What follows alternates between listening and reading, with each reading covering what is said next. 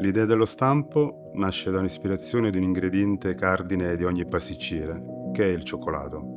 È un ingrediente che mi ha accompagnato in tutto il mio percorso professionale e da questa ispirazione nasce lo stampo Cabossa, uno stampo unico nel suo genere, elegante, lineare, funzionale, ma soprattutto versatile, perché si adatta a una produzione di pasticceria boutique e d'impatto per grandi dessert di alta ristorazione.